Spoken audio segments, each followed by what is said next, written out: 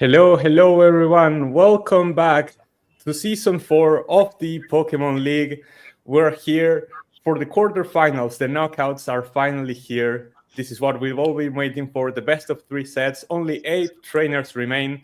Today we'll have 2 quarterfinal sets. 2 players will make it into the semifinals and 2 will go home. I'm joined here by a lovely panel. So many people here today. Elibungo, Spectre, Mats, Titanes, and Sebol. Well, everyone, how are you feeling ahead of the knockouts? Nervous after playing it. Very. Of course. No, it's going to be a great occasion. I think that the anticipation this week was just incredible. Just waiting for these battles that we've known for a bit now. The exciting sets that we're going to have as the tournament starts progressing to its conclusion. I think that it's very, very exciting. Of course, the 2 battles that we're going to feature today are going to be between 2 of our panelists, Elibungo against Spectre, and later on it's going to be myself against Ayush. I don't know if anyone has any comments ahead of the matches. If we're going to play right now, then I'll go ahead and start posting my lineups for the game then. Yes, of course. I think that may be best.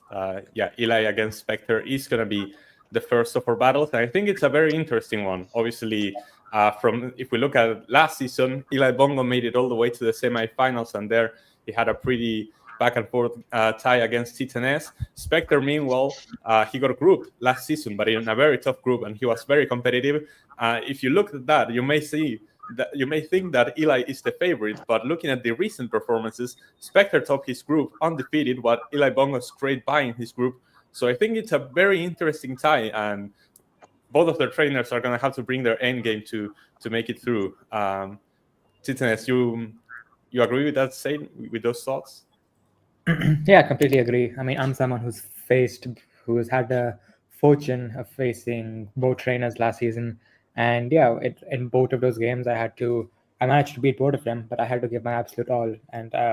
And all of the matches I played against them were very, very close. And it's very difficult to gauge who's better. I would say as of right now, I'll give the slight edge to Spectre simply because of his recent great performances. And Elibungo was a bit fortuitous to be in Group A last season. However, you can't dispute how far he made it into the tournament. And if he turns up, if the Elibungo we see today is the Elibungo of Season 3 who reached the semifinals, then I feel like we're going to have a very good battle in our hands here. Yeah, I mean, based on current form, Spectre is a big favorite, you have to say. But maybe Elibungo is the type of player who can grow into tournaments. That remains to be seen. Yes, I agree. So they only faced each other once, and Spectre won that in the qualifiers earlier this year. Exactly, that as well. They haven't faced in the tournament setting yet. They weren't in the same group last time around, same as this edition. So this is going to be the first time in the tournament that we get to see him, and it's a best of 3. So remember, even if you lose a game, you're not out. You still have to play the whole set. The first 2 wins is going to be the one advancing to the semifinals. So both of you, have you prepared lineups that we can share? Yes, give me a second. Eli, just challenge the name I'll send in the chat. Okay. All right. Eli does normally send some lineups. Oh, I didn't.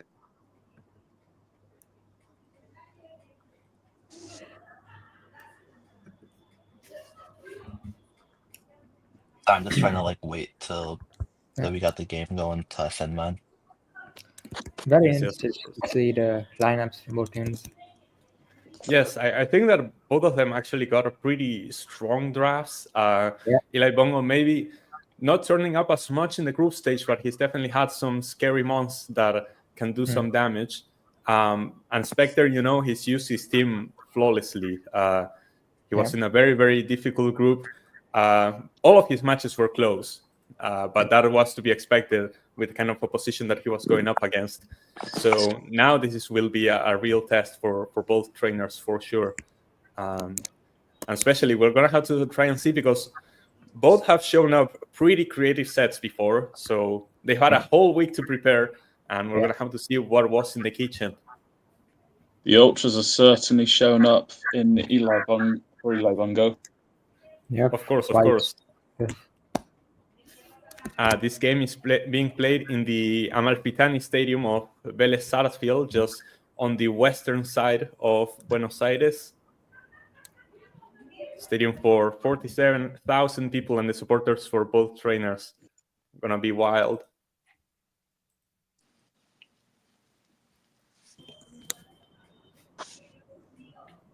Over here, it feels I feel Nine Tails drought presence.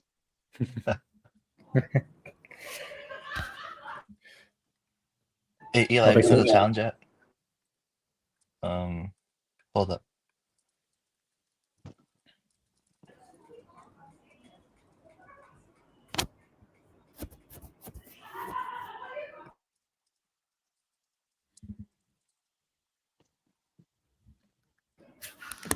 Hold up.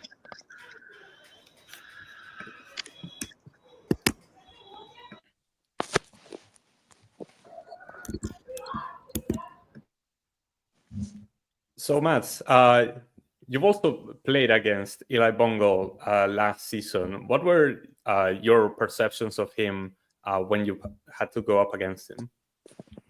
Well, the big mistake I made when I faced Elibungo was not putting instant pressure on him. I got caught out with starting the wrong Pokemon, in this case, Infernape. And whilst I was pivoting back to a suitable Pokemon, I went to Slowking, teleported to Mamoswine. By then, Eli had already set up both the light screen and reflects up, even though I did manage to get some decent damage with Iron Head twice. But I made the big mistake of not instantly. Might have been a bit unlucky on the Infernape start, but I should have gone straight to Mamoswine. So basically, not only with my matchup, but other matchups I've seen last season, I've seen that Elibungo tends to do well if he's not had so much pressure put on him early. Yeah. Mm-hmm. All right. I'm gonna go ahead and put the two trainers on the background. Remember, while you're in the battle, it may be best if you muted the StreamYard tab so you don't get to listen to our commentary. But we're gonna move these two trainers into the background, as we already have one of the lineups over here. We also have the battle link, but we're gonna show that in a bit. First off, we'll show over here the lineup for Team Spectre. This is actually one of my favorite lineup graphics I've seen. Yeah. Mm-hmm. It's very eye-catching. Yeah. So the captain, Florges, joined by Dragonite, Lightpart, Keldeo, Jirachi, and Moltres. I believe this is Lightpart's first appearance in the tournament, if I'm not mistaken. Yes, you're correct. Yeah. Ballsy to bring it out in the knockouts first. Agreed. And I'm really curious to see what it does, because it's very flexible. Yeah. Yes, of course. A very good support Pokemon with Prankster can be very, very annoying, but then you also have sweepers like Dragonite and Keldeo, Jirachi. We all know what it can do with the Paraflinch strats with Terrain Grace, Florges, just how tanky it is. We saw it take the crown last season as well. And Moltres is a Pokemon that you really cannot underestimate. If it's rocking those heavy-duty boots, it's not going to be damaged by the rocks, and then it can do a lot of fire-type damage. So an interesting lineup over here on the side of Spectre. I don't think that we have a lineup from graphic from Slither. He usually posts those. Elibungo. But Elibungo, sorry, of course. A bit surprising. Maybe. When that's when he's serious. He's so busy that he couldn't even come up with a lineup. Perhaps.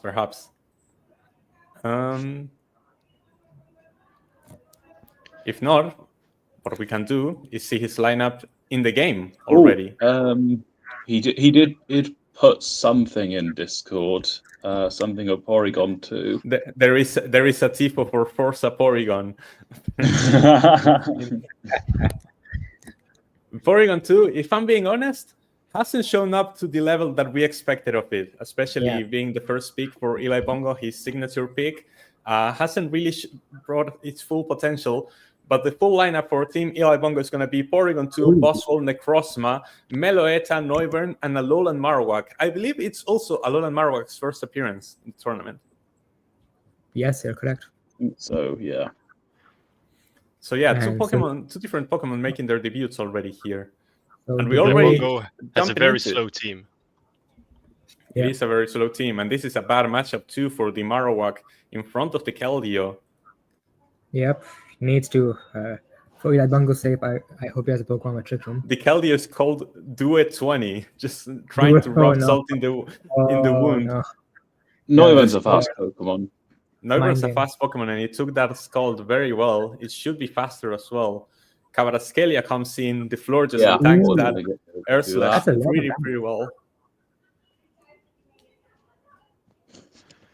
Air Slash over Hurricane, it seems, prioritizing the accuracy. Of course. It's a good switch. Should tank this Moonblast pretty well. Doesn't care about the special attack drop. It's mostly a physical attacker. Any switch is awkward here. Yeah. Or maybe I'm overestimating Alolan Marowak, I'm not sure. I believe if it's holding the thick club, it should do some decent damage, but otherwise...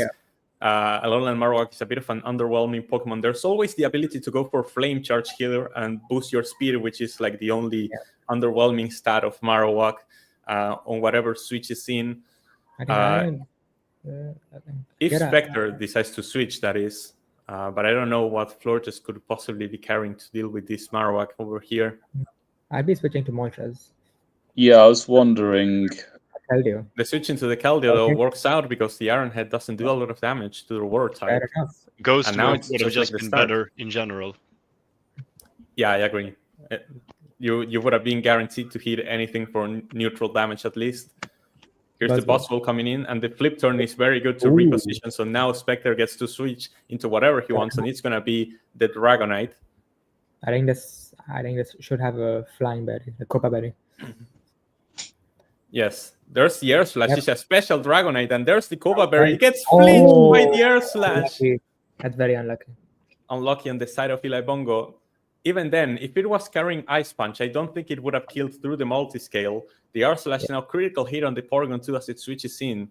Most likely an Ice Beam from the Porygon 2. But it should be a pretty good switch. Decides against it. Thanks to the multi-scale, Dragonite is able to survive, but it's taking a lot of damage. And here comes the switch into the Florges to tank the Ice Beam, get some more damage on the Toxic. Calm Mind. Discharge. Yeah, Discharge, not a lot of damage. From my experience, the best way to take down Florges is with Toxic, but I don't know if he has Toxic on any of his Pokemon.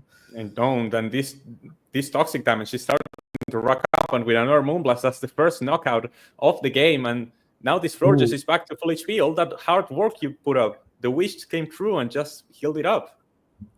I don't think not even a need to knock off the Eviolite. Necrozma. I think it could have a Dragon Dance. There's a Dragon Dance, but here comes the Moonblast, and it's a lot of damage because of the special attack boost. And I don't even know if Bottom Geyser is enough. The Iron Head, though, with a critical hit, is enough to knock out the Florges. And Elibungo has equaled the Pokemon lead. Keldeo comes out, but I don't think it's faster unless it's Scarf. It is Scarfed! And with the Skull takes out the Necrozma. Amazing prep from the set of Spectre. You have to go to Noivern. Or Meloetta, okay. Goes for the Meloetta. I mean, you know that this Keldeo is locked into Skull, so there's a switch into the Jirachi. Jirachi Relic Song. With the Flint Strats. Yeah. Oh. Relic Song again. Get the sleep! Wow. He got the sleep of the Relic Song. I believe it's a 30% chance. There's the Thunderbolt. It's a lot of damage with the Life Orb, but Jirachi wakes up and there's the Thunder Wave. That's paralyzing. Very big.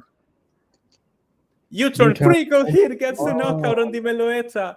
And now Spectre gets to switch out and has taken a massive lead. It's 5-on-3 at the moment. And here's Liepard for the first time this tournament. And what's going to be the response from Elibungo? He needs to plug himself back into this game. Boswell What has is- also taken some big damage. Thunder On the Wave way with to- priority.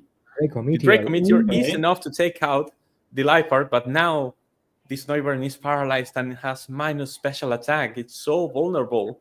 But They I even have a flamethrower. switch. There's a wish. It's locked into the Draco Ooh, Meteor, but it that gets a was- crit, and it's able to take out the Jirachi. The crit gods really helping Elibungo on this one. There's been so many crits this game. Here comes the Dragonite. It should be a freebie. Air Slash, flinch strats. There it is. And the wish comes true.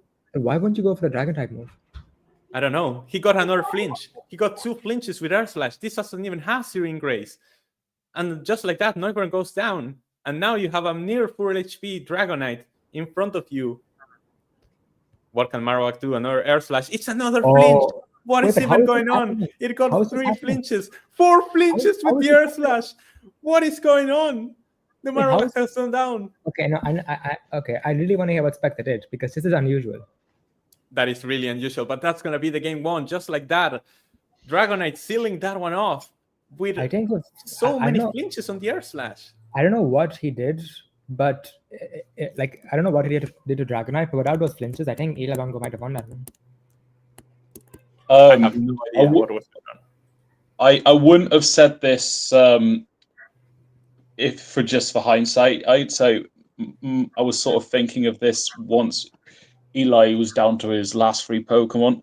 Was there not a need for him to switch out to Buzzworld, and then after that goes down, you can go back into Noivern because at least the Draco Meteor attack isn't dropped? You could do that, yeah, because then that would have been a good move because then the Noivern, if you have a Noivern with a reset special attack. And then as for the flinch, the S slash, the flinches are a gamble at that point. But it's 30%, so like it's not like Togekiss or Jirachi who at 60%. No, yeah. There's not an item that boosts that, right? No, that doesn't exist because otherwise, like, Togekiss would run that and just have guaranteed flinches. There's not an item that boosts the secondary. Like, I think that Spectre just got lucky there. Even then, I think he was playing a pretty good game. But that's unusual. He got like 6 flinches at least. Yeah, it was. Elibungo But did another also lot- get pretty lucky, so it kind of evened out, in my opinion. He's put another lineup in Discord. It looks like Yeah, a Christmas But edition. wasn't it 5 minutes till the next battle? I mean, if the trainers are ready, we can just jump in. Let me just read Okay. some of the comments here because Psychic is in the chat. Yeah, I mean, the PSG winner is just rubbing salt in the wound on the side of Spectre. We saw the Koba Berry strat on the Boswell once again. It did save it, but the flinch on the Dragonite was just crazy. Even then, I don't know if I agree with how Elibungo played that, especially the 1v1 between Porygon 2 and Florges. I feel like he could have definitely preserved his Porygon 2 for later, and instead Florges was just allowed to set up, go for the Moonblast, and do a lot of damage. I think he should have had Toxic on a Porygon. Yeah. Looking at Ooh. this one, I I'm think gonna same Nido lineup Queen for comes in. Nido Queen and it's Doublade for Elibungo. Yeah, no more Alolan Marowak. And Doublade is going to be the ghost type of choice this time around for Elibungo on game 2. Reminder, Spectre has won game 1, so Spectre, if he wins this, he's in the semifinals. Elibungo has to win to force a game 3 here as Noivern comes out facing up against the Nidoqueen, who most likely is carrying the Ice Beam. But we'll have to see what the decision is going to be from Elibungo. Did he prepare with a berry to resist the Ice type moves? Or is he Could just be. going to decide to switch out? I don't think Noivern has the damage to take out this Nidoqueen in one hit. Draco Meteor would come close, but I don't think it would be a worth trade. I think the safest switch is probably Porygon. Would be, yeah. What about Doublade? It could In be. the Yeah, The problem Porygon. with switching to Doublade is that afterwards you're slower and weak to a potential Earth Power, and you just Yeah, go that's down. true. So even though you tank one hit, it doesn't really make anything for the other one. That's- There's the Ice Beam from the Porygon 2, though, and it's a lot of damage onto the Nidoqueen that set up the Stealth Rocks. So this I don't Porygon is think- not download, so I'm guessing it's just analytic and getting a damage boost for going second. The critical hit Okay. on the Shadow Ball Ooh, and the that's special big. defense drop That's very big. is big. I think if you have try attack, you go for it here. Yeah, He normally probably. does. Says to go for the discharge instead, trying to go for the paralysis chance. I don't think this Porygon 2 has a fry attack. That's It quite has 3 strange. coverage moves. It's quite a gamble to rely on the paralysis. The protect comes through so that the wish is able to heal the Florges. Baton pass to switch. Funnily enough, that's also going to pass the special defense drop onto whatever Pokemon's coming in. I'm guessing that Spectre was expecting these Florges to be slower than the Porygon, and that's why he went for the baton pass. But here comes the discharge. Ooh, wow. And it goes down because of the special defense drop that it got passed on. I don't think Spectre Like, thought about that. Shadow Ball, surely. Yeah. Even with the Okay. Calm, and that's some decent damage. Oh, And God, another what is special going defense on with drop. these stat drops in this game? The secondary effects taking full force. Yet another Shadow Ball. Yet another special defense Oh my drop. God, what is going on? There's the Psychic, but even with the +2 special attack, it's not enough. And another Shadow Ball is enough. Finally, Porygon 2 showing up. And Back to Elibungo form. taking a 2-0 lead. But this Dragonite, well, it has some sort of flinch hacks as well. Just Ice wait for Beam? the Dragon Dance. No, Ice Beam. Recover instead. Also smart. Good Also move, smart. Dragon Claw, doesn't take it out. Oh wow, that is more than I thought. Yeah, I Ice don't Beam is think- a lot of I'm damage not with Analytic. It resists the another Dragon Claw. Oh my and there's God. the Porygon, carry 3 him. kills. 3 kills on the Porygon.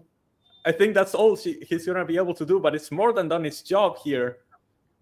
Moltres comes through with the Flamethrower, Fair finally able to take out That's the why he's the Porygon. champion. But that was a massive, massive swing of momentum here for Elibungo. That's how he needed to kick off his game. Here comes Necrozma now. The boots. Yeah, he's wearing those boots. No damage from the Dragon rocks. Dance. Oh wow, that's bulky. U-turn comes on. Yeah. There is the Dragon Dance. We saw how much damage Florges was able to do before, but here comes the Arrowhead. No Ooh. crit this time. Gets Oh the my flip! Gets the Again. flip once again! There's no way! The secondary is effects in this battle. Oh my gosh. The Moltres is able to tank that Arrowhead pretty well. You could have gone for the Photon Geyser, but you go for the Photon Photon Geyser anyway. It doesn't go There's a lot down. of damage. Flamethrower comes through. No burn. I think that's all It she is does. over now. That's it. That's it. Wow. The Crossman just Oh kills my everything. Photon God. Geyser comes in. It's going to be a 5-0 for Elibungo over here. There's nothing that Spectre can do. The Arrowhead takes the Florges down, and there's nothing this Nidoqueen can do now. Photon Geyser is going to be enough for the kill. Ladies and gentlemen, we're going to a game 3. Elibungo turning into 2022 to 2023 Real Madrid here in the Champions League. Performing in the knockouts. That's insane. I'm sure he and Pori got on to really brought the inspiration from what they did against T10S last season. Yeah, right now Porygon being Benzema for him. That is insane. That is insane. What a turnaround for Elibungo after that first game. Was pretty rough one, but now he brought a game plan. I don't think that Spectre knew what to do about it. Like that Porygon 2 just wrecked his entire team. Got 3 kills here, as Psychic was saying. I'm not sure. I don't think anyone would have the time to do this, but I really wonder, like, if you add up all the probabilities from the 2 matches, what would it amount to in terms of all that? I don't know. Like, we need to get some mathematicians down in the comments for that. We need a Pokemon version of Statman Dave. No, that is insane. Sets up a very good third matchup. Indeed. So now, Florges, Keldeo, Jirachi, Moltres, Dragonite, and Nidoqueen, sorry. So that's an Same unchanged lineup from the line last time. yeah. Or no, oh wait, was Jirachi not there? All right, panel, speak to me. Game 3. Who's the one who's gonna take it? You know, I just have a funny feeling it's Elibungo. Now, Spectre. Elibungo got unusually lucky game 2. It will revert back to the mean now. I'm tempted to say Elibungo, but I feel as though I might be wrong either way. So I'm gonna stick with Spectre.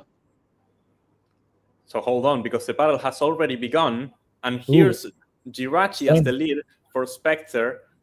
going up against this Noivern once again. Ice punch on the Jirachi with the scarf, and he's able to take out the Noivern right away. Great start. That's very smart as well, because he didn't have a scarf before, so Elibungo wouldn't have thought of that. Indeed. Now here comes the Doublade, and I think this is a pretty safe spot to go for. Advantage Spectre. Yeah, that Shadow Claw didn't do enough damage. Have to go to Porygon. You have to. Here comes the Porygon once again. The Flamethrower is still some decent damage. Need a Queen Switch. U-turn. There it is, getting some It's gonna cheap go damage. for discharge. Switching out. Yeah, Oh. as Matt's called it, there's I a just discharge think, onto the ground type. I'm really questioning this discharge play by Elibungo. Power. I read A lot of we've times. a common theme we've seen is that the bolt beam coverage is really good for Elibungo. It has, Except it's discharge, but still same thing effectively. Yeah, both electric and ice type moves just able to cover pretty much everything. Elibungo deciding not to go on the kill against the Nidoqueen right away, instead using the recover. I think it was a pretty smart move, because now Porygon 2 has a lot more health and he's equal the Pokemon lead. The thing is, I don't think Spectre has any fire type moves on any of his Pokemon. Miss on the Hurricane, and this is going to be a discharge. And it's super effective onto the Moltres. Moltres goes down. Uncharacteristic mistake from Spectre. But he has Keldeo. But no, why doesn't he go to Keldeo? The Iron Head. He's going to go for the flinch, and he got it. It's the scarf. It's the scarf. He got another flinch. It's a 60% chance. He got 2 in a row. Can we get a third? He gets the third. 3 flinches in a row from Jirachi. No, why did he switch out? Porygon is going to die to the rocks now. Saving it as a death switch is pretty smart in my opinion, because he can preserve the switch initiative. Good, yeah. And then you can scarf remove as well. No, but the Shadow Sneak is not the play. Jirachi was always going to switch out there. Is what's not going to spam Iron Head into a brick wall that is this Doublade. This Skull gets the burn as well, so this Shadow Claw, even with the critical hit, is going to do absolutely nothing. And now Spectre is regaining momentum. Shadow Sneak is going to get a bit more damage, but now Keldeo goes behind the Substitute. And this is a big problem for Elibungo. The Shadow Sneak is only going to damage the Substitute as it goes for the Calm Mind, and now this Keldeo is out of control. Spectre has nothing to outspeed the Keldeo. But why don't you go for Shadow Claw there? The second Shadow Sneak didn't even take out the Substitute. And now this Keldeo has a special attack boost behind a Substitute. Is so fast. I'd have probably gone with Meloetta too. Secret Sword, it's enough for the knockout. Yeah, one single hit. It's over. GG. We're going to have to see if Necrozma can do something about it, but behind this Substitute is so hard. The Scald is so much damage. Photon Geyser is finally going to knock out the Substitute, but you've taken so much damage. The Keldeo is faster. There's nothing you can do. The Scald going to take it out. It's up to the boss wall, because Porygon is just going to die to the rocks. The boss wall is the last line of defense. It has to carry this entire game. The tournament hopes of Elibungo on this boss wall, and it's not enough. The Scald is enough for the knockout. And just like that, Porygon goes down, and Spectre, 4-0, wins Game 3 and advances to the semifinals. Wow. Ooh. What a back and forth series that was. Yeah, I think that I think it was interesting play from both of them. Not quite the level I expected from these trainers, but Spectre in the end being the one to pull through. I'm sure the panel has a lot of questions for the. I think losing Noivern so early was very detrimental. I mean, I didn't see the Ice Punch coming, but at the same time, what moves have really been that effective on Jirachi? Flamethrower is not likely to get a KO, so I think the switching in with Noivern, staying in with Noivern in front of a Jirachi was, I think, the beginning of the downfall for Elibungo, because he could have been a big game player later on in the battle.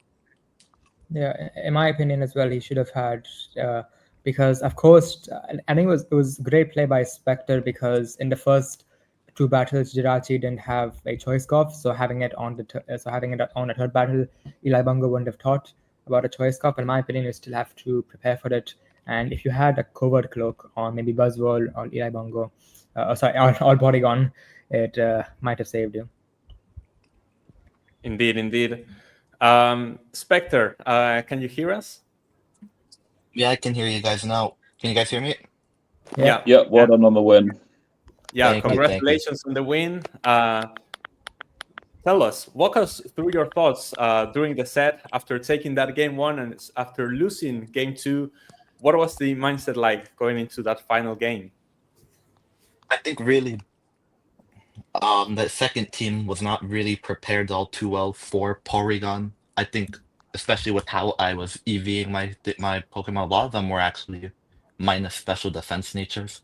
I think, well, the big plan, at least for game 2, now that it's over, is that like I was going to go to Lipar to knock off the Eviolite or whatever item he had, because that's actually the only item removal I've pretty had all series.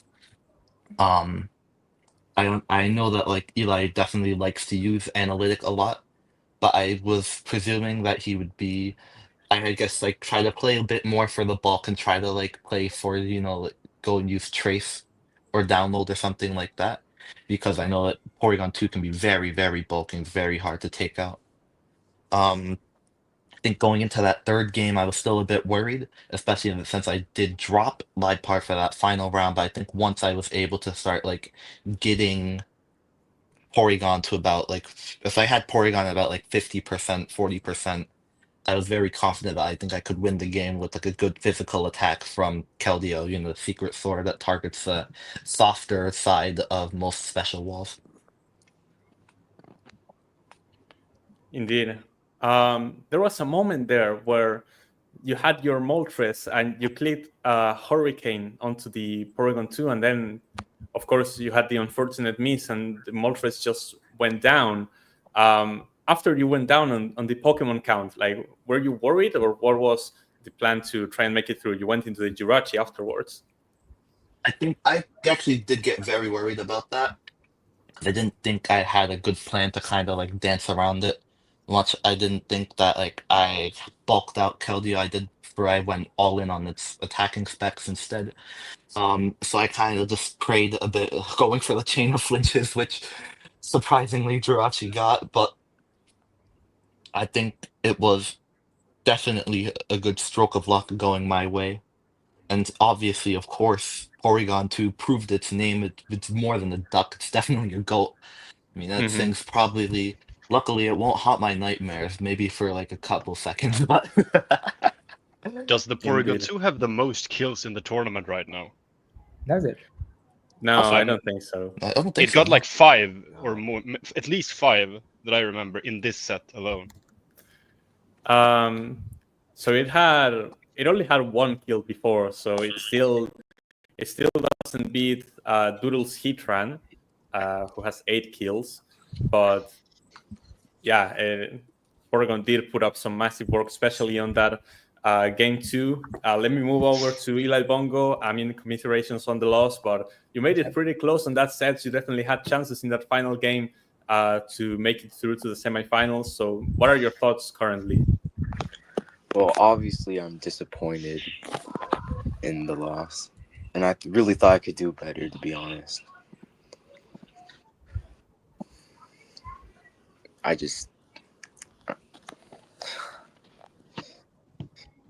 don't know, man. I mean, there's always next time. Yeah, no, does. I mean, the team that I chose wasn't the best for this tournament, I think, in my opinion. Necrozma was like the only like good new signing, I think, in my opinion. Yeah, Necrozma did put up some massive work with that Dragon Dance set, especially in the first match day, I remember. But finally, we saw the best of Porygon 2 in this game. You showed up in the second one. What was the things that you adapted from game 1 to game 2 to make that turnaround? Well, I knew I wanted to do something with Porygon 2 because I just wanted Porygon 2 to actually do something for once instead of just being useless for the rest of the tournament. And yeah. I know. So does the panel have any questions for the two participants? Spectre, on your like what? I won't ask that, but I will ask. Why didn't you have a brick break on Dragonite? Because you mentioned how dangerous Porygon was. So and you knew that multi-scale would save you from the Ice Beam. So so why didn't you have a brick break on Dragonite for the Porygon? I felt like I could kind of just brute force it with either the Dragon Stab or the Flying Stab. My bigger concerns were really Doublade because it's so physically bulky. In fact, I've actually ran aside from like the first game, I ran Fire Blast. I was running Dragon Dance and Fire Blast in the last game. That would have been Oh. fun to see your reactions to. And the other one I was running like a super bulky set that was Substitute and Roost and all that sort of stuff. That just kind of like try to like that was able to kind of out muscle most of the team. And maybe like because I thought Porygon 2 would be a bit softer on the physical end, because I know it'd have to like handle my more special threats, especially with like especially with like Keldeo maybe coming in on a Hydro Pump or even like a Calm Mind Jirachi and anything like that. I just felt like there were bigger fish to fry, I guess, or maybe harder blades to melt. Mm-hmm. What set was Liepard? Didn't really see a lot of it. It was definitely it was more of like a just a harassment set, like taking advantage of its Frank's ability to really spread Thunder Wave, which might as well have won me the first game. That was what I was gonna try to bring in to go and combat Porygon 2, but looking back, definitely the way I did it was not the way I should have. Um, I spec'd out more for physical defense, even though I should have went in on special defense. But again, it's so frail and doesn't really dish out that much damage. So the best thing I could really do was spread Thunder Wave, priority Thunder Wave, knock off some items, which it unfortunately didn't get to do much of. But yeah. Eli, what was your plan for Noivern, and did you have any hazard removal items in mind? Not items, moves. My Noivern was actually spec'd. I just wanted to do like a lot of damage with Noivern, so and I didn't really have a move. I didn't have like Rapid Spin or Defog, so that really screwed me over. Ah, Fair enough. And also, Spectre, I have to hand it to you with the name, with the Mind Games. I have to give it to you. Yeah, no, I was thinking about it. It was should I do it? Should I do it? That's kind of mean. It's kind of mean, especially. But I know I had to win in any way possible. Well, Whatever it takes. Oh man. well, at least I showed up against the names, which was Milan 6 Inter 0. At least I showed up against that match. Oh boy.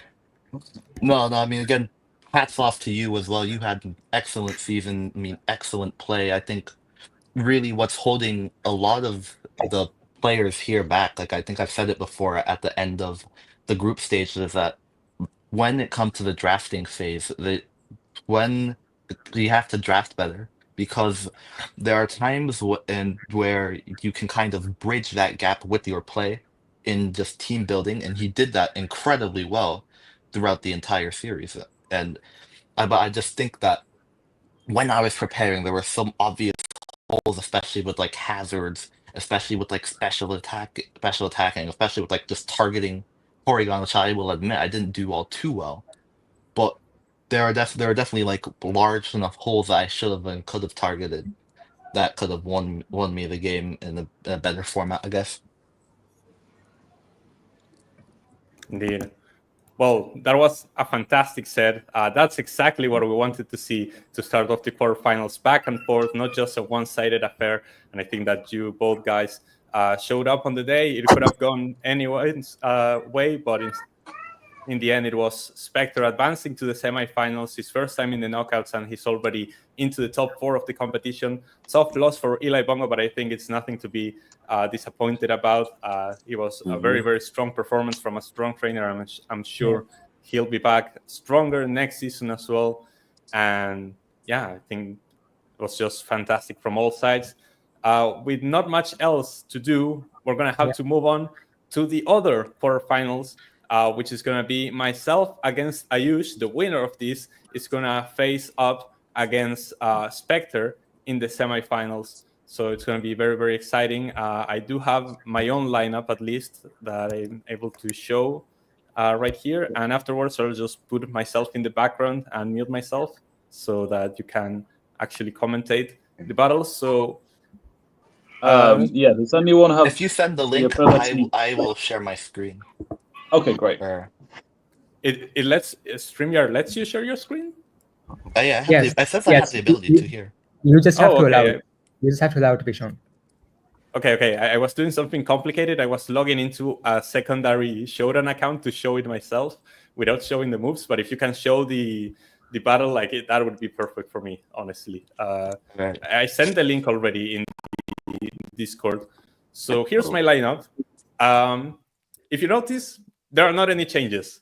There's still the same 6 I used against Doodle and the same 6 I used against Steve. The bench still there in case I need to make adjustments for games 2 and potentially 3. But it's the same 6 of Clefable, Ferrothorn, Bishop, Raikou, Arcanine, and Lander Therian. So I don't think there's really a lot to comment here. But if Spectre wants to share his screen of the battle that we're already on the preview, you guys can also comment on the lineup that Ayush is going to be presenting.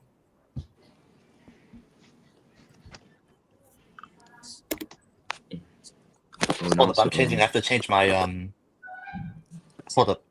Okay, I'm having some issues with like my system settings right now. I think you might have to do that whole secondary account thing. I'm sorry. I can just do it.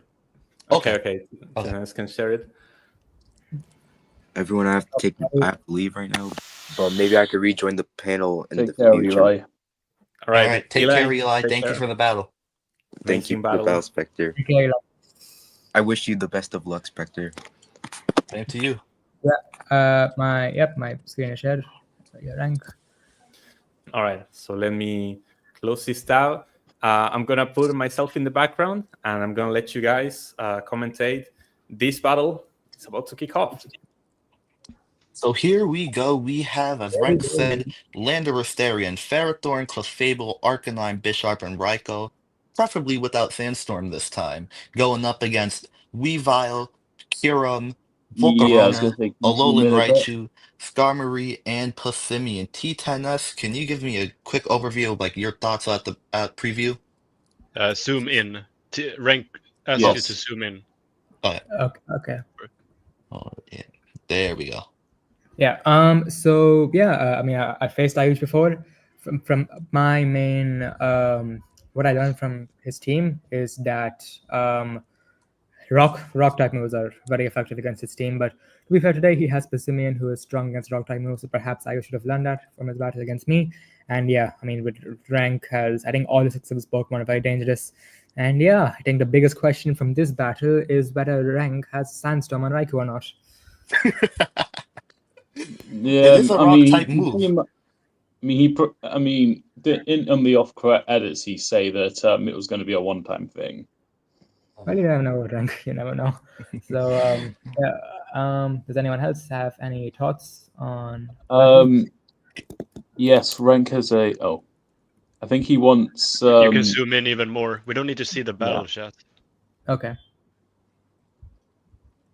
Is this enough? Yes, that's perfect. Okay. Yeah, go on, Mats. Well, Ayush was the one. Not beating him, it was of course the difference between me being eliminated and not. But I think Renk should win, but if he's not careful, Ayush can definitely get one over Renk, and that Weavel's going to be dangerous, especially to Landorus. Here we And go, he does go Landorus. with the Landorus. Landorus Ooh, in AS Passimian. Defiant. Ooh, that was Defiant to trigger very that. smart. Very There smart we by you. go. And from what I've seen before, Passimian is normally scoffed, but so is Landorus. But so, could be Scarf Landorus as well. yeah, so that's the thing. But we don't know because we don't have like any sort of ability or speed priority. I Going to think go here, to the Fable, I think. Ferroton. Oh, Interesting. Ferroton. Go straight Knockoff. to Ferroton, Very good. and knocks off leftovers. Very good. And Passimian, I don't think is it scoffed or not. If it was, because if it's not scoffed, you could have a fire type move up his sleeve. and Passimian does not learn anything like Ice Punch. There's no physical ice moves. And Volcarona comes in against the Fable. I obviously Probably go for the- unaware. Oh yeah, unaware Back probably. out to Raichu. Toxic. Toxic. Good move. So Raichu probably wouldn't like to stay in all too long. Maybe just good for like a choice specs wall breaker, especially since you have other closers. Discharge. But That's discharge the power bounces block. off a Clefable. There's a He wish. gets the power block. So this could be a wish port set. Ferroton, yeah. Yeah. And the big thing about teleport is that there's Encore. Ooh, So it forces another wish. very But good there's move there. no way that Raichu alone can do any sorts of damage.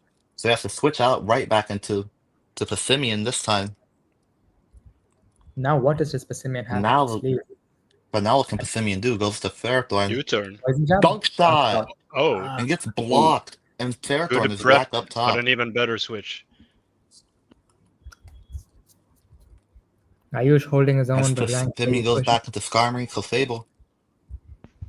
You still have to I watch was for wondering what anything sort like of a role flamethrower. Ferrothorn. I was wondering what sort of role Ferrothorn would have in this game, but given that if it's blocked the gunk shot, Ooh, this is a bad matchup, and it's a speed tie here between Arcanine and Kieran. This It's is a like bad watching matchup. chess. It feels like depending on the set, whoever gets the first move will likely get the KO unless. Yeah. Oh, and there's a sub. Ooh, big.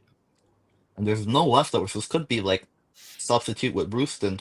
Ice Beam does so much. Ooh. With a full para. I think an Ice Beam here is a 2-hit KO, so Wish will not Another work. Ice Beam. Oh, it could There's a work. Wish. Oh, no, it could switch. Yeah, it could switch on a But now he needs to get like Protect off or something. Oh, he Is he has to gonna risk it? If he has it. He might Oh, not. yeah. I think the smartest choice here, I think, would be to go to Ferroton. yeah, I'm thinking the same. Yeah, and then just take the damage back. Earth Earth Power. power to try I to think- Okay. catch something on the move. Maybe like I think it actually is very good neutral coverage. Half I his team think- is weak. Oh my Wow. god. Very good damage. Gyro Ball does very So well, much but damage. now Gyro does he Ball, risk yeah. does he risk the roll? I think you can risk it here. Because it's not really Gyara's not really gonna do much. Oh, that's actually a good move. And Gyro Oh, Balls it is again, good. yeah. You don't want to allow Kiram to have a substitute when your entire team is actually weak to his stabs. Well, the combination of Ice Beam and Earth Power. He gets the roll. That's huge, actually. Yeah. But he does have Raikou, who does learn Aura Sphere. But I don't think he would And bring Sandstorm. it. And doesn't Raikou have the speed advantage? Yes, and if Landorus is not scarfed, it's the only thing outright faster than Kiram. And right into Aura Sphere. There we As I go. called it. And there it goes. Okay. No And Sandstorm into on the right. Volcarona. But now you have to watch out for Scald. Now it's Does it have it's probably Coil? not going to be a Ooh. KO, but it's going to do a Sure. lot of damage. Quiver It goes Dance. back into Ooh, Landorus. I think. Straight fire dance into crit. Wow. Wow. Huge. Yeah. Jeez. Huge Ayush KO. is performing I don't way better understand than why you don't go to Arcanine there. Yeah, Because surely Ayush you has can stomach really- HP ground or whatever. Yeah, Ayush has been clearly training a lot since his last transmit. I don't know. Can't the Volcarona just set up on Arcanine? Actually, think he never can. mind. I mean, well, Flare Blitz does too much. Is neutral. I yeah, realize. Flare Blitz probably does too much. That was He's Scum. just giving He's it trying to make his away. call. See, this is like like he's a good trainer, but he kind of, I don't know, like he sort of expresses information much more easily than other trainers. Mm. Now Rank in a very tricky situation. I Yeah, think it's a Lefebvre, very uphill battle from here because you don't have anything that really. If Raikou is not at Nothing full, takes a flare blitz. Or smart. ooh, Really good Uno smart. sub reverse. there. They do Uno reverse on him. Yeah. Ayush doesn't have a fire resist. And it's Oh my Encore. god, Oh Encore my again. goodness. Brilliant. That's brilliant. And like the issue is that if Weavile has a choice band or whatever, it is now going to be very difficult for. It's going to be very difficult for Renk to come back into this game, especially because because Raikou can probably go down to, and there's a Scarf Earthquake. Wow. But what I don't get is why he could have gone to Volcarona and set up like a few quiver dances. I think really in this situation, you kind of want to just get the damage out as much as you can. Ooh, Earthquake here, apart from Clefable, it does. Oh no, even Clefable, no matter what. Clefable will likely go down. It's only at about 35%. Yeah, so no matter what, I think Rank has to sack one of his Pokemon here. Wow, 3 ground Yeah. weaknesses left. Will And how Extreme many- Speed KO? I don't think he has it. Risking it, and it's down. My god, down it Ayush goes. put himself in a very good position here. But now Bisharp can. Oh no! Oh, but why do you go Raikou? Volt So switch it's is it Scarf. off. Ooh la la. Wow. Okay, it's not over yet, ladies and gentlemen. So goes with Bisharp. Straight into now. That's a Wasn't bad. Thunderbolt just better there? I think here Or- he go to Skarmory. And there's a low Low kick, kick. and he does not get the Ooh. 50-50. So Raikou again. I think you Volt Switch here. Yep. You have to keep it at 100% as much as you can. And now with I think Arcanine, here- you probably have recover, so you go for and You can go Surf. for on Surf. Ooh. Oh, took Oh, that wow. really well. Oh my god. But okay, it KOs here. I think this sack is Raichu, I think. Yeah. Yep. Down it goes. But does he have Now any but does- Volcarona. But I does Rank- don't understand it. Because you're Does he still have gonna be anything- faster nonetheless. Quiver Dance? Here it is. Quiver Dance Here is it gonna is. do less. And it's over. HP ground, that's it. Ooh. Wow. Upset. So Renk will drop the first game. Unless it has extreme speed here, but I don't think it. Oh my Yeah, god! he doesn't have it. Wow. And I would like So to that mention is Renk's first loss since After- game 2 of the final against you, Titanef. And You are only his correct. second loss in his last Not only like that, 10 but well, games he's played. not only that, but last season you and I were the only people in the whole tournament who got a win off him. So that is Yeah. huge. Ayush. Has Renk ever reverse sweeped someone in a knockout match? I mean, I only joined in season 3, so I don't know. about that. I don't know. I've only joined in season 3. I don't think so. His Well, first who knows? knockout wins came against USAB. So, and then there was the in the final, and so no. Ladies and Hold up. gentlemen, we have the opportunity here to see one of the biggest upsets we've ever seen in this Pokemon tournament. But Yeah, I mean, this is. But of course, Rank. He has 5 minutes here. I'm sure he'll be working a lot in these 5 minutes to turn this Yeah, around. he's really gonna take When those it 5 comes- minutes.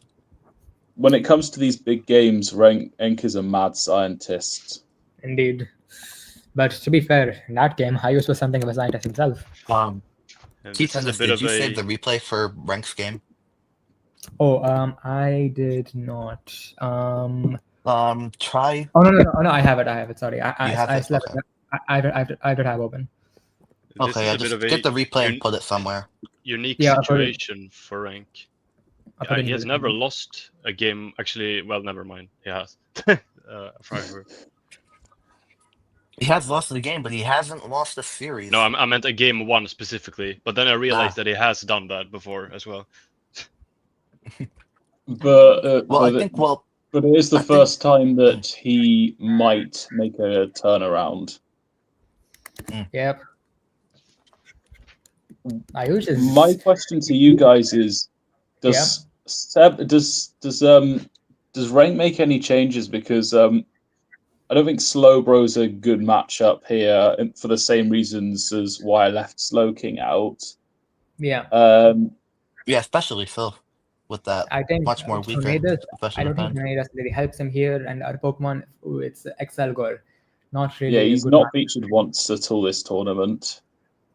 This is the thing. I think really, The, But the, how- the, the interesting thing is that was Rank's best team. Like objectively, it was his best team, and I used to beat it.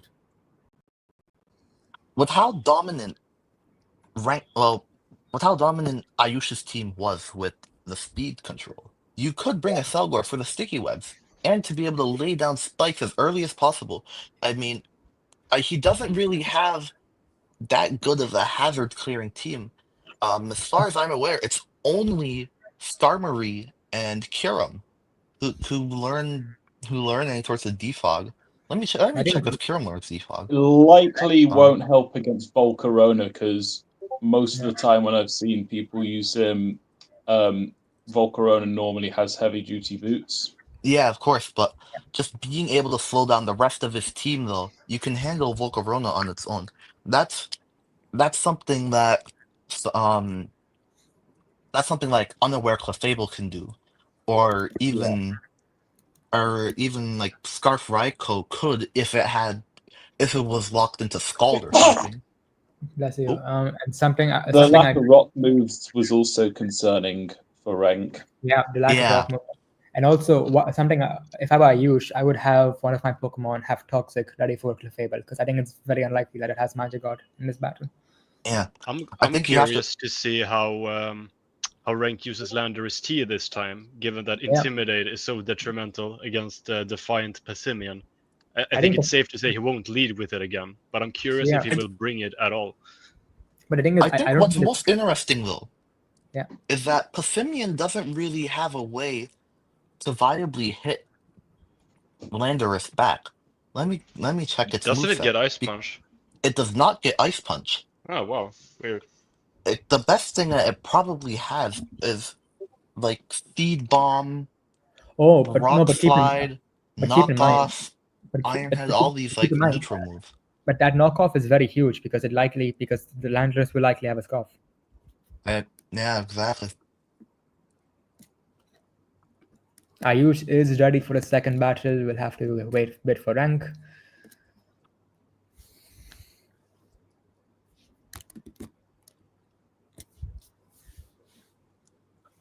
So we have a very entertaining quarterfinal so far. I mean, Indeed. and this is what we were thinking. This is what I think what people were thinking at the end of the group stage. We're going to be uneventful or something like that, one-sided. But no, we have a great series going on as we reach the 1 hour mark. Thank you guys for staying here so long.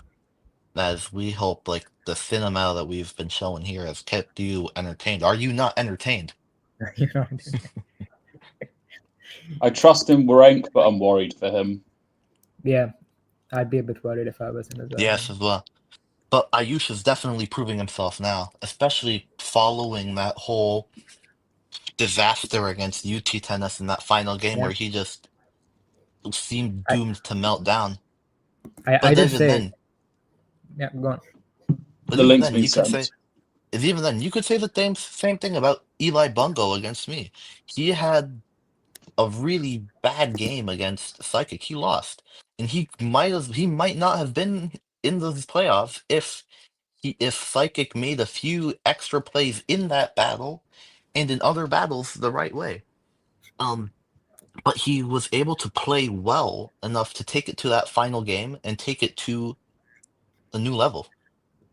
So we are back. So we do Rank see a Selgor. Selgor. And for Ayush, no changes. I think I respect that. Yeah, if it's not broken, don't fix it. So we might I see think- some early aggression with those hazards, like I was saying, in between the matches. So here we Excelgor go. comes in. I think you're right. Selgor Spectre. immediately. Then Skarmory. Interesting. But does it have defog? No could be. Bisharp for the Defiant on a potential Skarmory Defog. Mm. I think I'm a bit What? doubtful. What will his first turn be? Selgo looks quite majestic here, but it sort of looks like a cape here. U-turn. But Ooh. U-turn. So No maybe he's sticky just gonna break the sturdy and go right into Raikou as he Ooh, goes for that's- Toxic. Toxic. That's a good move. No electric immunity, so Volt Switch is free.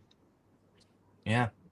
But there is also Raichu. he also gets his sturdy Why back. did you, Ooh, that Why did a did you lot switch- more And that damage. is so than I much thought. damage. It did more Wow. damage than I thought. why did you switch to Raichu? I don't really think there's like, well, if you switch into Raichu, then you give a Selgor a free U-turn. It's true, I suppose. Roost. But how much would that So really help you? Roost's back. I think he'd have been better off landing a few hazards. Yeah. But now No, we've yeah. but now this Skarmory is pretty much No. Wouldn't losing its Earthquake have been respective able to hit it lifespan. there because of Roost? No. Because the Skarmory will get flying type back at the end of the turn anyways. You have to do it in the same turn. It's a very Kyurem. odd interaction. Good The switch. Skarmory comes out and another Volt Kyurem. switch. Yeah. Kyurem likely has max HP. And it's so I mean it's also just naturally bulky, so Yeah. as Kyurem comes Raichu. out. And there's Here a comes Raichu. Moonblast that does nearly half. Wow. But I believe it will have Encore. Do you want to Right. encore yourself to death? Oh, no, I think That's you the real go, question. I think go for Toxic here, actually, if you have it. Yeah. Maybe Stealth Rocks. Yeah, I think if you are clefable, you go for Moonblast again, I think. Yeah. And never Self-wide. Surf. I Strange. think he's trying to predict. he's beating as himself with the cleverness.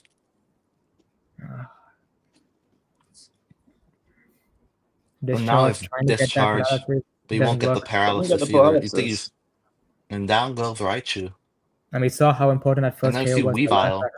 So surely here you watch for a poison jab or something. Yeah, poison jab, surely. Poison jab, Iron Head. You kind of have like that 50-50 of do I want to go Ferrothorn? Do I want to go Arcanine? I think Arcanine here is a safer option, especially if like there's Triple oh no, he Axel. stays in. Oh, that's unlucky. Oh wow, it's only hit Teleport. twice. Ooh, but the thing is, Clefable's almost down 24%, so that's Clefable almost out of the battle. For fuck's sake, yeah, I kind of get it. Oh, it's frustration. He's not media trained, Ayush. He's not- Oh man, Oh, okay. he's a if you- man of I the think- people. I think if you, I was gonna say if you have Focus Sash, you Because would go Weavile for goes to it. Skarmory. Another Gyro Ball. I'm curious that I we think haven't seen any entry hazards. Well, It's too late. never mind. One sec. Speak of the devil. But I think now the issue is Quiver Dance. Ooh, if you don't have anything like Thunder Wave on Ferrothorn, Thunder Wave is incredibly free. Flare Blitz is free now, though. Flare Blitz here is free as well, but here's HP Ground. Ooh, Suka the Berry to Sugar block Berry. it. The Sugar Berry. The Flare Blitz, Flare Blitz. Oh, not enough.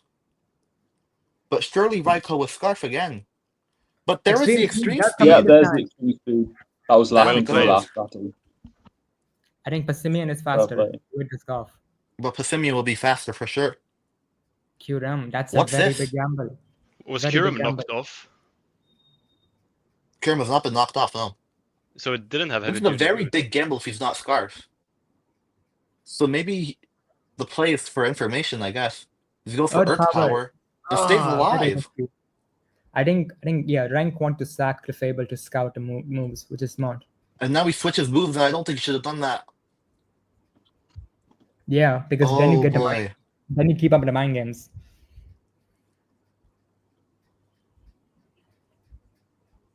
It is a fairly close battle. Arcanine down, Raikou poison. Arcanine down to 38, but I don't think it's gonna do enough.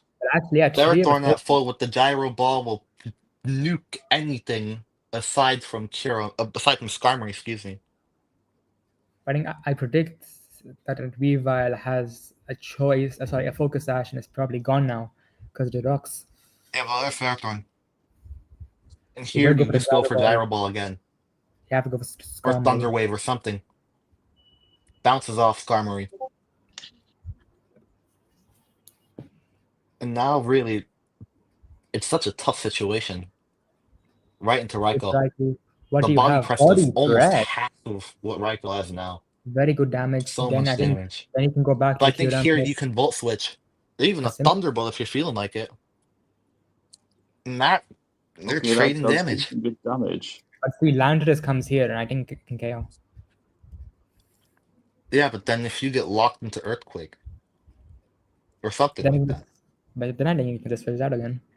Yeah, you switch out. But then you kind of give Skarmory free reign to just do another body press. Or even a That's true. Brave Bird.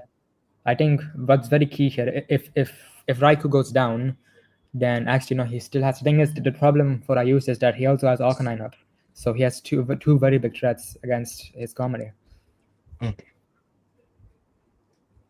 Although Skarmory has a strong physical defense. But still, I think, but with the Flare Blitz, I think it'll be enough to KO. Yeah, I know. Potentially. But I think really, you could go with Selgor. Landorus, But he goes does for he have Landorus instead. Defiant? Does he There's a have some Defiant sort of boost. help? But There's for an what? Earthquake Yeah. to take it out. Now what do you do here? I think okay, I could go for Skarmory. Then You go right for Skarmory. but I think here you go for Roost, personally.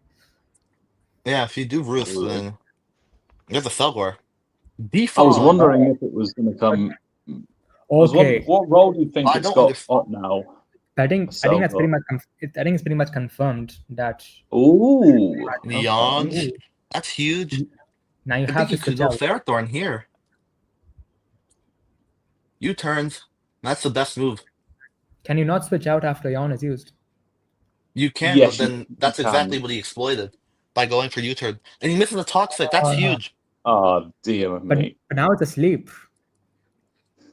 And Ayush being quite When displeased. it's drowsy, you can switch it out and then it resets. But I think it won't reset if it sleeps. If Kyurem has, oh wait, what? Yeah. Oh! What? That is... Just Why? sack it. That's quite I don't questionable. understand it. Guess he Don't doesn't think understand, he's gonna 'cause get if you go an with Selgor, opportunity to wake The it up. Selgor could just Focus Blast and win the game. Accuracy provided. Ferrothorn is also a safe option as well. I think this is all she wrote here. Kyurem comes in, Gyro Ball, Kyurem Gyro comes in. Ball hits both of them. No freeze. But I think now you just have to play for like a miracle if you want to win, which I don't think you'll get. I think he'll go for the triple axel. Or knocks off the choice scarf. Oh, but intimidate. Intimidate. You can pretty much switch everybody up, sack everybody, and just start stacking it. Or maybe not. There's no need now. Now it's Selgor and it's Raikou. And goes Oh, into it's Brock, Raikou, and yeah. I think it's Soft as still like scarf. Aisha. Nope. And that's game 2 Renk. And Renk keeps his season alive with a 5-0 victory that did not look like a classic dominant win. A game where there were chances for both teams, none but despite the outcome. Yeah, again, I think it was very prevalent in the last battle that getting that first KO is so important. Absolutely.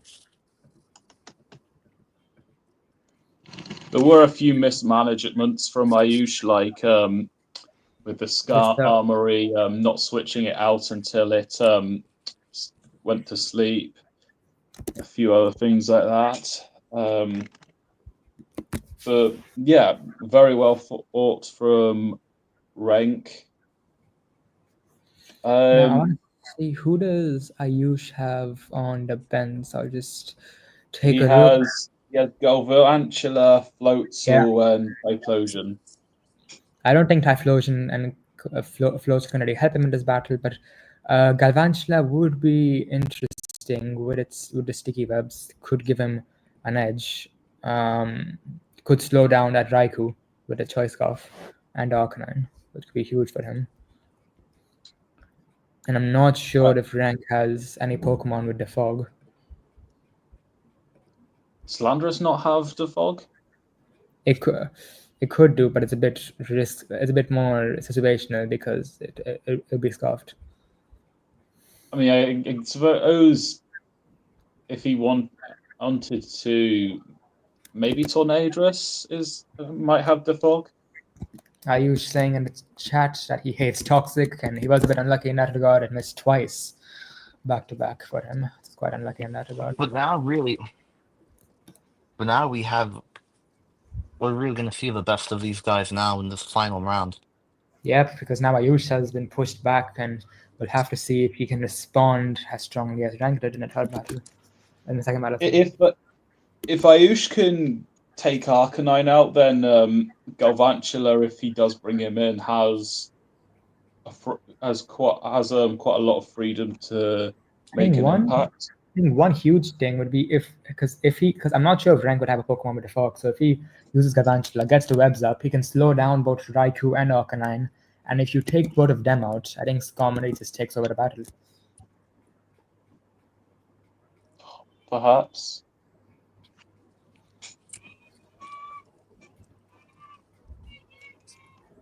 Let's see. So let's take a look. Yeah. At least between now and then, let's take a look forward into the calendars. We have, go to the other side of the bracket. We have Steb against Steve and T10S against Willow Rush. How about you? How are you guys feeling about that? Yeah, I'm not done with my preparations yet. I've still been preparing. I've been, but for Ayush, I had to like prepare everything in like 1 or 2 days. So one day I stayed up to like 3 or 4 a.m. just doing calculations because Ayush had exams, so I had to battle him quite quickly. But I have a lot of time for this battle, so I'm taking my time, taking it easy. But yeah, I mean, how to say? Well, the only thing I would say is that it won't be easy. And you said? Yeah, I am really excited. I'm already done with my prep. Actually, I just like getting that out of the way, so I don't have to think about it. Yeah, Steve, he's not a bad player, despite how much I criticize him, and he has definitely shown improvements this season. Not a lot of mistakes like the last one. So I won't underestimate him. He has some really concerning Pokemon. I actually watched your battle today. When you first faced each other. Oh. What were your thoughts on it, at least especially with then compared to now? And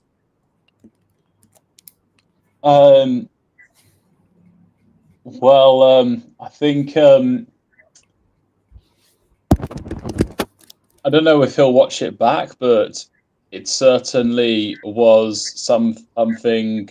There was some certain moments that are like potentially worth either picking up on, like the Orcaberry on Fortress, who is actually back with Seb.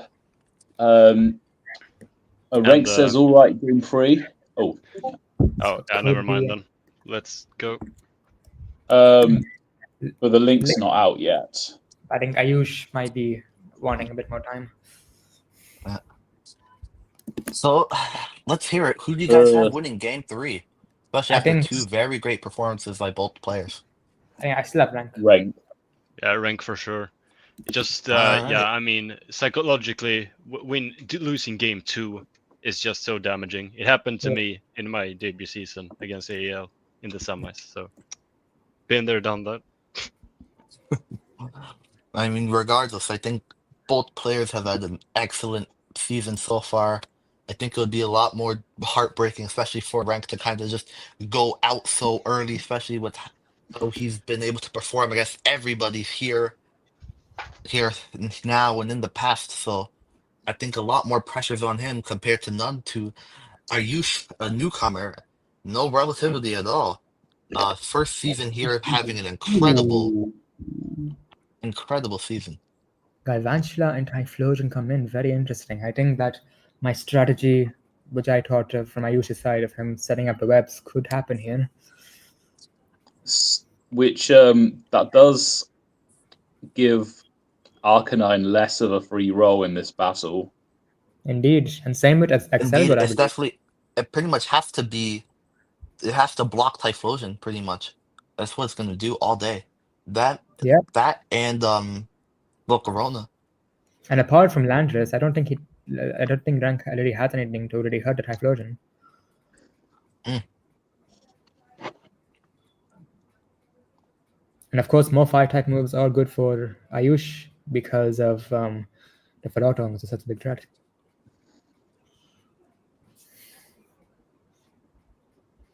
Both trainers. I wonder if we're going to see Curse Arcanine come here. Could do. So much hinges on that Arcanine, because what does he have to take a fire hit when that Arcanine is gone? Nothing. And also keep in mind as well, Typhlosion has Flash Fire, so Ayush could try to play around Arcanine and try to bait a Flare Blitz and go and set up Flash Fire on Typhlosion. That's what I was alluding to when I said that Renk needed to be careful how he deal with Arcanine whilst Typhlosion is up. Yeah. Both trainers. I'm looking at this and I think that he just might be too fast, Ayush. Too fast. As he's got almost his entire team. His entire team, aside from Skarmy, is going to be faster than everybody aside from Raikou, and then Scarf Landorus, and then Serum ties with. Here we go, Arcanine. Raikou against Galvantula. Yes, I think I was. I'm unsure how Renk will handle Sticky Web. Like, it's suboptimal to have it on Landorus T, as touched on before. Yeah. Well, Volt Switches, it breaks a sash if he did bring one, so. I don't think right into Arcanine this early. And it bounces off him. But why? That doesn't make sense, in my opinion. I don't understand that play either. Because you have to keep it at 100. You don't. It's not like it's Volt Absorb or anything where you gain health back. And little dinks and dunks. I think does he predict it? Ooh, superpower! Wow, smart. Good prediction there.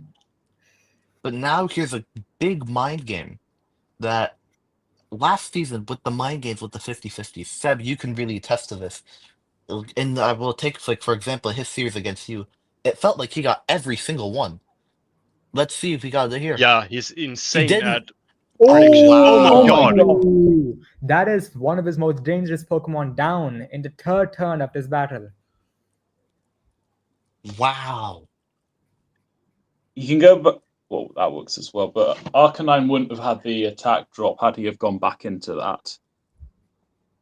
I think he's predicting another Volt Switch. Volt Switch. Now you go to his favor. You have to put Thunder Wave on Ferrothorn if you haven't already. Kyurem, can Kyurem learn a good poison or a steel type move? I believe. Let's see. Ferrothorn. A thing I'm only now picking up on is that Renk doesn't really have a sweeper on his team. He does not. Does he sack this? Ooh, he doesn't. He does get down the rocks. But Skarmory will most likely have the fog. He has to if he gets focus blasted, or even it reveals Earthquake or something, that could be fatal. But Arcanine doesn't have Flash Fire, it does, so that's risky a bit. Scorching Sands. You get that. Bounces off. I wonder if Renk specifically predicted that. That's insane in that case. You have to go for overheat here, I think. Oh no. Well, if he can switch moves. It's a good switch. And he misses Toxic. So brilliant. That would have been a very good prediction. And Skarmory reveals himself to be faster with the first leftovers. Would have been immune. Of course, yeah. Even if Arcanine wouldn't have mattered. Now Ayush going all out here in this battle, sending a strong message to Renk. Now it goes to the Raikou. And Serum does learn Flash Cannon to hit. Now you go to Galvantula. But what can Galvantula do here? A recurring theme in this set is that, and in the last one, is that not having a ground immunity can be detrimental because you're always. But I don't get it. I don't understand why you go to Clefable. I don't understand Yeah. it. You just go to Now this don't is you go so to a dangerous Selgor? because Landorus was the only Pokemon unaffected by sticky webs. Now every Pokemon will be slowed down from here on out. Strange switch. It's probably unaware, but maybe Ayush doesn't consider that. Or maybe he just Maybe doesn't care.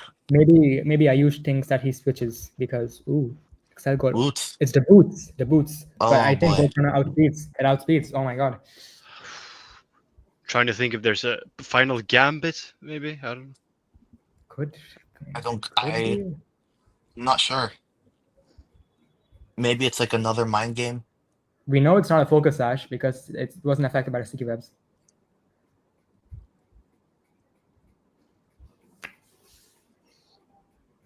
And can I just say as well, over these 3 sets, I've been very impressed by Ayush. Yes, of course. He's been playing. I think especially when we were looking at the preview. There's a 50-50. He got it. 5 times. Ooh, that's big. That is huge. But does Regardless the of the result, I've been very impressed by him. There's a hidden power ground. The flare blitz is enough. But down goes Well Arcanine. done. It's a double knockout. Ooh. Oh, But 4-4. now Raikou is slowed down. I think if he takes down that Raikou, I think it's GG because he does not have. I don't see. Selgor still is faster. Typhlosion But click thinks fire he's move is dependent free. on a focus blast or something super effective. But what can Excelgor do to this Typhlosion? What move does it have? Focus blast, sludge bomb, hidden power, back up to Clefable. I don't get it. Why? Predicting a switch, but I don't know actually. This one, yeah. Here you go for. But now you kind of have to get really aggressive here. Yeah, you have to. You have to play very aggressive to get Ferrothorn in. The rocks go up. Moonblast. I don't really see how that helps Renk in this situation. Yeah. Maybe it's. But you have to play. I think really you have to play very aggressively here to try to get Ferrothorn in, so you can get a round of rocks up at least one time. So at least you can force Skarmory to use default, or at least so that your own web will go away. I think here you have to go back into a Selgor. So you have the chance.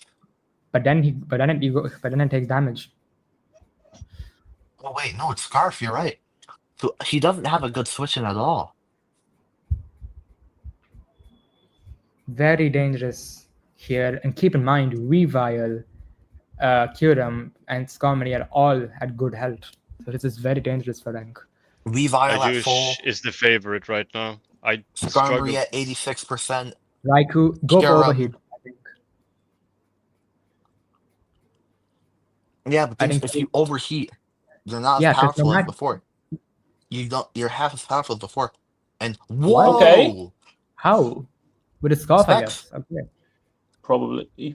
Spectre, Typhlosion, Scarf, Raikou. And Renk is still alive. We just thought it was Scarf. Epic battle. Back into semifinal at stake. 4-on-3 in Renk's favor. I think you turn here. This is a good matchup as well. You bug buzz here, surely. No, but I think it bug buzz or U turn, whichever one. There's Ishard does so much. Oh no! Final gambit. Final game. Oh no! Over predicting, perhaps. Oh boy.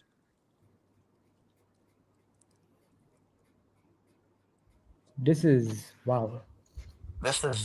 Oh my goodness. Raikou, does it outspeed? I don't think it outspeed. How much is Clefable at? Raikou doesn't outspeed. It doesn't. Clefable is at full HP. I think if you go to, I think you have to go to Clefable. Try to force a switch to Skarmory. But I think it has to have Poison Jab. Weavile, I think, for coverage. It surely does. If the Skarmory dies, then Clefable just wins Renk the game. Yeah, I agree. Well, one is that, Ferrothorn. If you use rocks here, then he can use rocks here. He should. And now he's right back in if he does. Depending on because that might force some odd decisions, especially. But he could go for and Depog will also remove Renk's hazards. Yeah. And then that would be crazy, especially if Starry gets low enough to get to like the range of Aura Sphere. Goes for the body Body press press. comes in, knock Knock off off. to knock off the leftovers. Are So we no gonna more see some recovery. good old aside PP from stalling? Beep. Oh my we god. might. I think you have to get the rocks eventually. His body press does so much. So much. Ooh. You have to switch to Kyurem now. Yes. Or Sphere. If he has it. If he did it. Both switch. He didn't. But there's the Fable.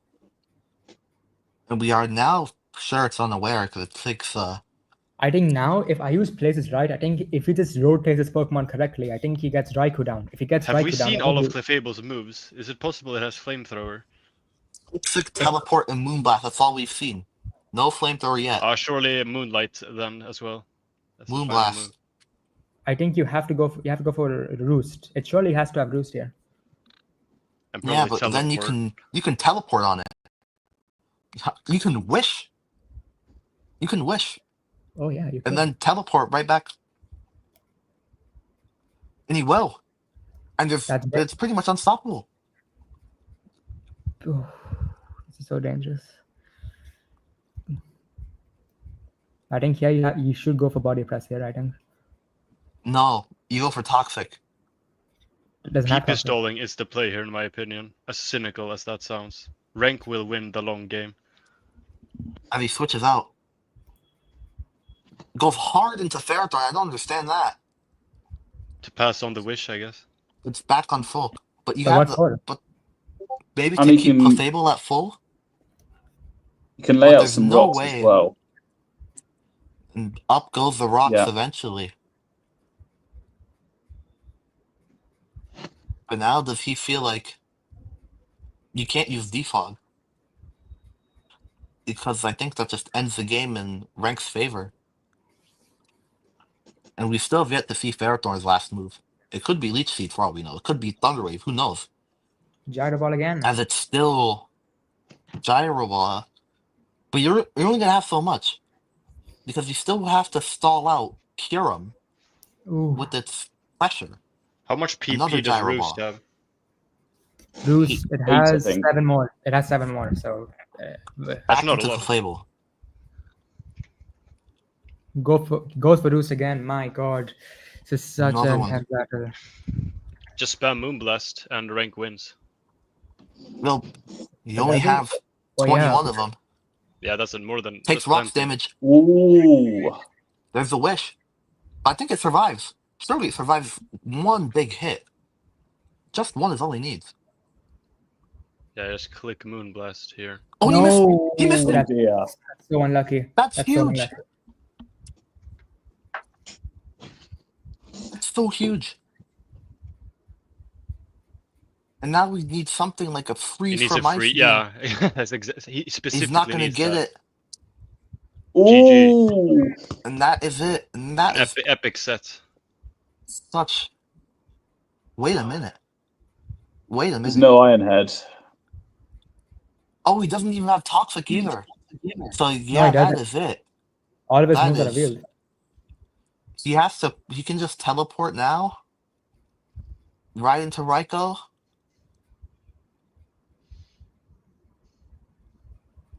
Back up to 80% and. Wow. Wow. Wow. What a series.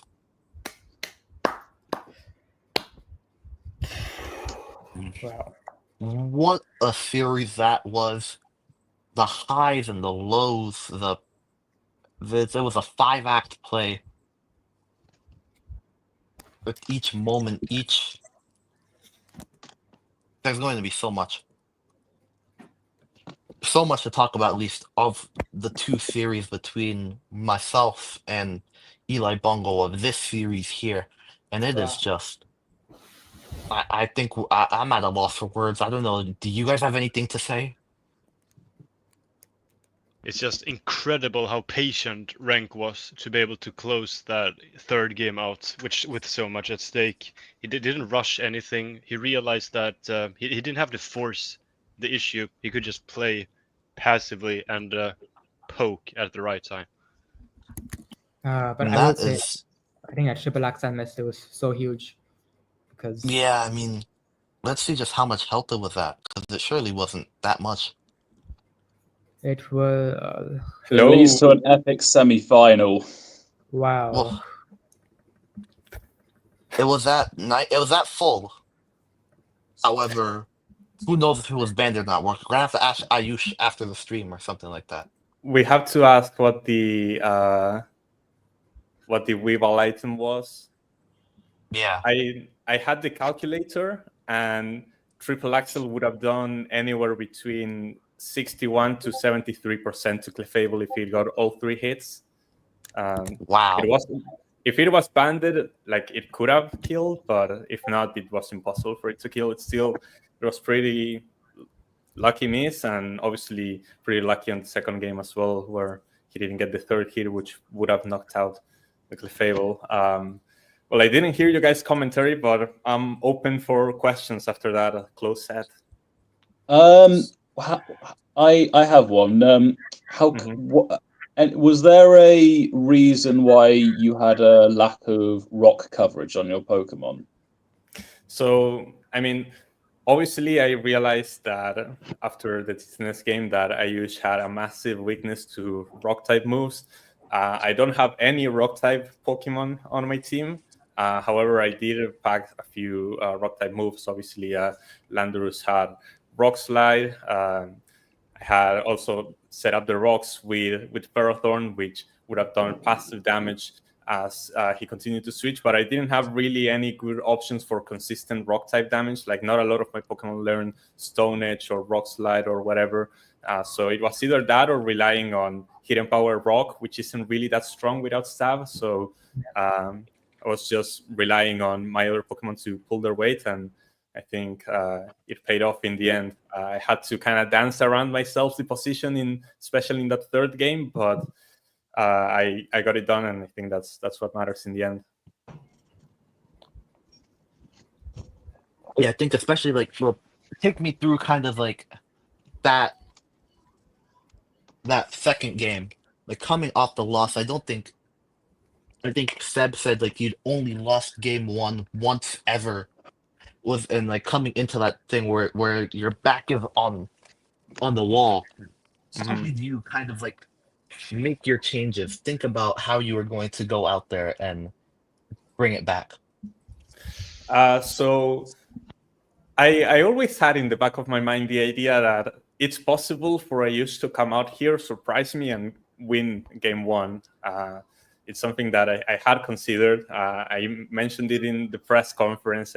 Some people hinted at it. I think that's Leader predicted Ayush to win game 1 and then I make a comeback. But like, it was always in the back of my mind. I always had the backup plan in case the initial plan didn't pay full dividends. My initial plan was, I thought he was going to go for webs with Galvantula from the get-go, and he ended up only bringing that to game 3.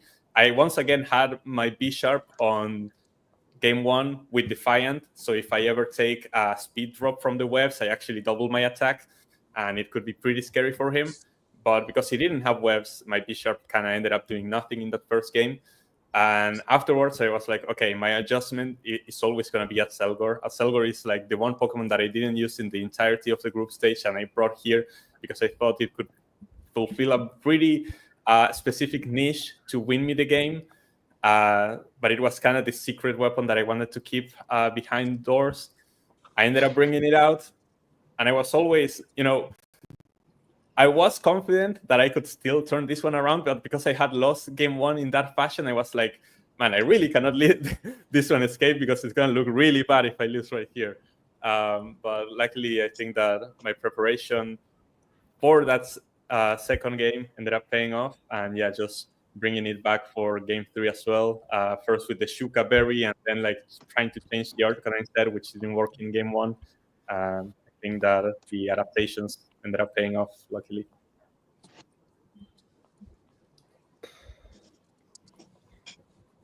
Any more questions, guys? I don't think so. I mean, I'm speechless after that set. It's unbelievable. Yeah, I don't think maybe you heard us, maybe you're not, but I said like after that, we were at a loss of words. Yeah. So I guess now, as we look onto the Yeah. bracket, Yes, of course. Let me pull I'm up here hyped for this the bracket. semi-final.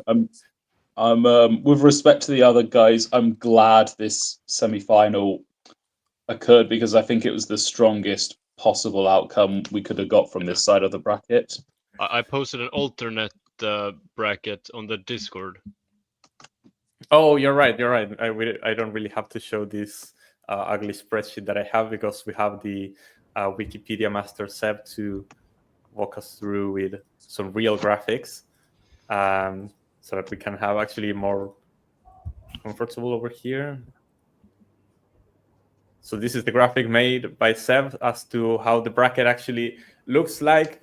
Spectre winning that thriller of a set against Elibungo 2-1, and myself also winning 2-1 over Ayush to make it into the semifinals to be played in the Cilindro in Avellaneda, the stadium of Racing Club. And obviously, we're going to be waiting for the 2 quarterfinals that are going to take place next week, which are going to be Seb against Steve and Titanes against Willow, which, I mean, these quarterfinal sets were both super entertaining as it was. I think that we're only bound to get even more entertainment next week. And this is the biggest Sweden versus Canada game we've seen that's not a Winter Olympic sport.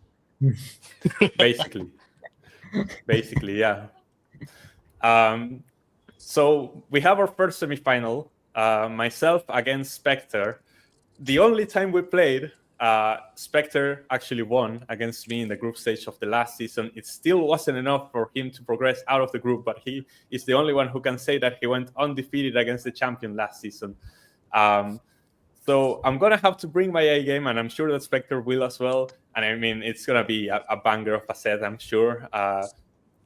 It's like a final in my eyes. Obviously, I feel like both trainers are strong enough to win this whole thing, and whoever makes the final is going to have a very, very strong case to actually take the trophy. So it's going to be fantastic. Seb, do you have thoughts about that upcoming semifinal tie? Yeah, I'm intrigued to see it, especially since Spectre actually beat you despite being eliminated in the group stage. Yeah, it will be an epic set for sure. I think one of the main reasons you lost is because you didn't consider Sap Zipper on Substrika, to be really specific. But I don't think you will leave anything to chance, nor will Spectre. So this might be the greatest semifinal ever. Honestly, I'm just glad I'm gonna have 2 weeks to prepare for that because I really needed a break after this set. It's been too much Pokemon for me. Mats, when you're looking at the other 2 quarterfinals, do you think there's a favorite in those 2 sets? Seb's the favorite at the game at Pedro Bidigane, and T10S is favorite at the Thomas Doco where I faced Ayush, but I would say Willow arguably has the best chance out of all of these runners up to get to the semi-final. You never know, Steve could find his way there, but I think there's more chances that Seb will get there. So I expect a respectable fight from Steve, but Seb's going to advance, I expect. And then we're likely going to see a toughly fought other quarterfinal, and I'd likely give the edge to T10S. I mean, I think T10S against Willow is close to 50-50. I do consider Willow a top player, but I give T10S the slight edge due to his previous knockout experience. Yeah, for sure. Willow has definitely proved himself in the group stage so far. I mean, especially with that statement win against AEL to get into here. I think, but T10S is also coming in with another statement win to top his group. I think really they both have like these epic storylines. T10S trying to like get that revenge, trying to get back to the final, after like just being so heartbreakingly close. And there's Willow, the new kid on the block, the one who's knocked out all the old brass, the one who is making things difficult. I mean, I believe like at the last group stage, we felt like oh, it's gonna be. I think T10S versus Willow is going to be like the match of the week, and surprise, and obviously he has a lot of contenders now following what's happened over the last couple hours or so. But still, I, these are two very highly skilled trainers, and I think it's going to be dependent on how these players are going to play. Because I feel like they've both shown that they can draft. They've both shown that they can play against the top level talents, and now they have to go improve themselves. I agree. And another thing is that Steve and we played against each other in both our Pokemon tournament debut. So that's another angle. And Fortress was playing for you that day as well. Yeah, that as well. So, Titanes, thoughts on your matchup against Willow, and do you agree with the sentiments of the panel that this matchup is close to 50-50? Yeah, I mean, obviously a lot of respect to Willow, and I mean, yeah, I think you did your power rankings.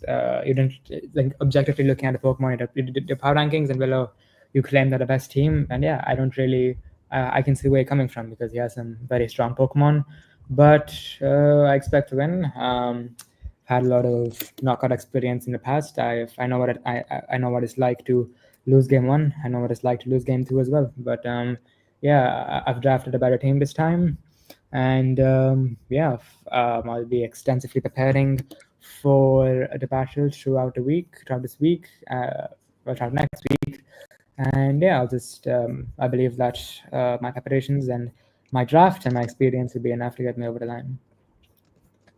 I mean, I think it speaks volume to how dominant your group stage was, that the two main Pokemon for you last season, Greninja and Garchomp, barely had any work to do in this group stage for you to get here. And now they are well rested coming into this game against Willow. That, I mean, it's just going to be fireworks, I expect. And I don't want to write off Steve because we've seen, like, in these quarterfinal ties, that even the people that we were considering not to be the favorites, they actually put up amazing fights. So there's a chance there for Steve, who's quite a decent trainer, to actually put up a good performance against Seb as well. For the record, Garchomp did get 5 kills against me. That is something to consider, yeah. So, does the panel have any closing thoughts before we wrap up for this week? I'm hyped for that semi-final and also bring on these quarterfinals. All I'll we say could get is 4 semifinalists who were all in Group B last season. Yeah, yes. And I think at that point, I think we'll be seeing like if the knockouts go how if it favors the favorites for each of the games and we get the expected trainers for each of the semifinals, I think we have the potential to see some of the best matches we've ever seen in this tournament. Indeed, I agree. The closing weeks are going to be an absolute banger. That is going to be it here for us today. We're going to be joining next week for the second set of quarterfinal ties. It's going to be Seb against Steve, and it's going to be Titanes against Willow. Thank you so much, everyone, for watching. Thank you so much to the panel for joining and commentating the games here. We'll see you all next week. Peace out. Peace. Peace.